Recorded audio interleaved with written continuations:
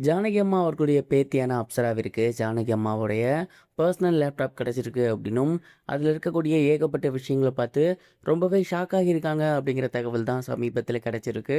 என்ன நடந்திருக்கு அப்படிங்கிற கம்ப்ளீட் டீட்டெயிலை தான் இந்த ஒரு வீடியோவில் நம்ம பார்க்க போகிறோம். பிரபல பின்னணி பாடகியான ஜானகி அம்மா அவர்களோட இறப்புக்கு அப்புறம் தொடர்ந்து நிறைய செய்திகளை பார்த்து வந்துட்டுருக்கோம்.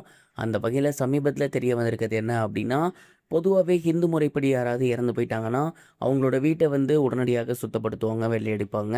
அண்ட் இந்த மாதிரியான சம்பிரதாயங்கள் எல்லா இடத்துலையுமே இருக்குது. அந்த வகையில் ஜானகி அம்மா அவர்களுடைய வீட்டை இப்போ சுத்தப்படுத்திட்டு இருக்காங்க.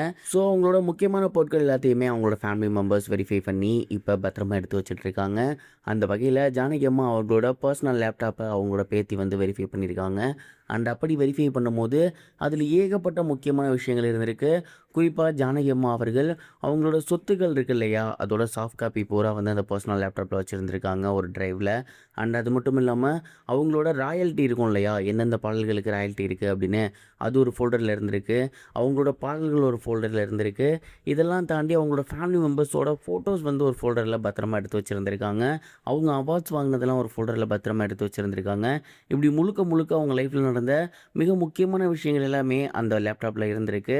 அண்ட் இவ்வளவு ஏன், அப்சரா, வர்ஷா இவங்க 2 பேர்த்து கூட எடுத்த ஃபோட்டோ முதற்கொண்டு அந்த ஒரு லேப்டாப்பில் பர்சனலாக இருந்திருக்கு அப்படிங்கிறது தெரிய வந்திருக்கு. ஜானகி அம்மா அவர்கள் அவங்கள பற்றி முழுசாக எல்லாத்துக்குமே தெரியணும் அப்படிங்கிறதற்காகவே, அதே நேரம் அவங்க இல்லாதப்ப யாரும் கஷ்டப்பட்டுறக்கூடாது அப்படிங்கிறதற்காகவே எல்லாத்தையுமே ஃபுல் ப்ரிப்பேர்டாக வந்து அவங்க அந்த லேப்டாப்பில் பண்ணி வச்சுருந்துருக்காங்க. அதனால தான் சொத்து மதிப்பு, ராயல்ட்டி, இது மட்டும் இல்லாமல் யாருக்கு எவ்வளோ வாங்கியிருக்கோம், யாருக்கு எவ்வளோ கொடுத்துருக்கோம், அண்ட் அவங்களோட ஃபேமிலி ஃபோட்டோஸ், அவங்க வாங்கின அவார்ட்ஸ் அப்படின்னு எல்லா விதமான முக்கியமான விஷயங்களையுமே அந்த ஒரு லேப்டாப்பில் பத்திரமா எடுத்து வச்சுருந்துருக்காங்க. அதை பார்த்து தான் அவங்களோட பயத்தி வந்து பயங்கரமாக ஷாக் ஆகியிருக்காங்கன்னு நான் நினைக்கிறேன். நீங்கள் இதை பற்றி நினைக்கிறீங்க? மறக்காமல் கமெண்ட் பாக்ஸில் ஷேர் பண்ணுங்கள்.